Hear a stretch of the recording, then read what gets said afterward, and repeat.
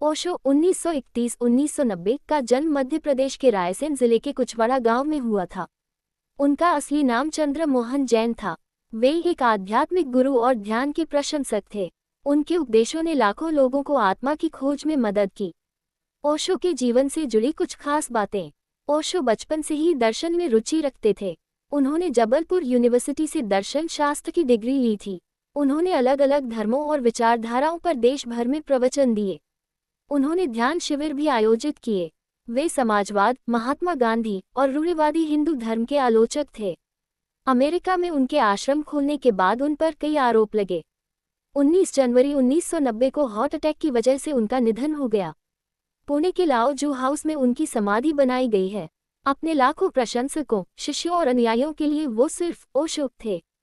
भारत और फिर बाद में पूरी दुनिया में उन्हें आचार्य रजनीश और भगवान श्री रजनीश के नाम से जाना जाता था। ओशो का अर्थ है वो शख्स जिसने अपने आप को सागर में विलीन कर लिया हो। उन्हें दुनिया से गए लगभग 33 वर्ष हो चुके हैं, लेकिन आज भी उनकी लिखी किताबें बिक रही हैं। उनके वीडियो और ऑडियो सोशल मीडिया पर आज भी खूब देखे सुने जाते हैं।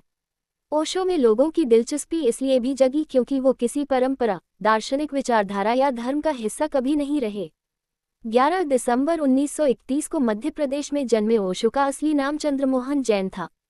वसंत जोशी ओशो की जीवनी the luminous rebel life story of a Maverick mistake में लिखते हैं, ओशो एक सामान्य बच्चे की तरह बड़े हुए, लेकिन तब भी उनमें कुछ ऐसा अलग था जो उन्हें सामान्य बच्चों से अलग करता था। बचपन से ही उनमें एक गुण था, सवाल पूछना और प्रयोग करना। शुरू से ही लोगों में उनकी दिलचस्पी थी। मानव प्रवृत्ति पर पैनी नज़र रखना उनका मुख्य शुगल हुआ करता था। नतीजा ये हुआ कि अपने से बाहर की दुनिया और मानव मस्तिष्क पर उनकी बारीक नज़र हुआ करती थी। भारत लौटने के बाद वे पुणे के कोरेगांव पार्क इलाके में स्थित अपने आश्रम में लौट आए। उनकी मृत्यु 19 जनवरी 1990 में हो गई। उनकी मौत के बाद पुणे आश्रम का नियंत्रण ओशो के करीबी शिष्यों ने अपने हाथ में ले लिया। आश्रम की संपत्ति करोड़ों रुपए की मानी जाती है और इस बात को लेकर उनके शिष्यों के बीच विवाद भी है। ओशो के शिष्य रहे योगेश ठक्कर ने बीबीसी मराठी से कहा, ओशो का साहित्य सबके लिए उपलब्ध होना चाहिए, इसलिए मैंने उनकी वसीयत को बॉम्बे हाई कोर्ट में चैलेंज किया है। ओशो का डेथ सर्टिफिकेट जारी करने वाले डॉक्टर गोकुल गोकानी लंबे समय तक उनकी मौत के कारणों पर खामोश रहे, लेकिन बाद में उन्होंने अपनी चुप्पी तोड़ते हुए कहा कि मृत्यु प्रमाण पत्र पर उनसे गलत जानकारी देकर दस्तखत लिए गए। अब डॉक्टर गोकुल गोकानी ने योगेश ठक्कर के केस में अपनी तरफ से शपथपत्र दाखिल किया है। उनका कहना है कि ओशो की मौत के सालों बाद भी कई सवालों के जवाब नहीं मिल रहे थे और मौत के कारणों को लेकर रहस्य बरकरार है। कि मौत पर हु किल्ड ओशो टाइटल से किताब लिखने वाले अभय वैद्य का कहते हैं, 19 जनवरी 1990 को ओशो आश्रम से डॉक्टर गोकुल गोकानी को फोन आया।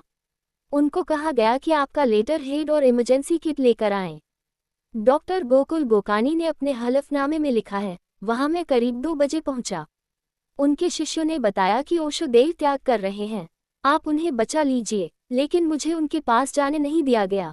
कई घंटों तक आश्रम में टहलते रहने के बाद मुझे उनकी मौत की जानकारी दी गई और कहा गया कि डेथ सर्टिफिकेट जारी कर दें।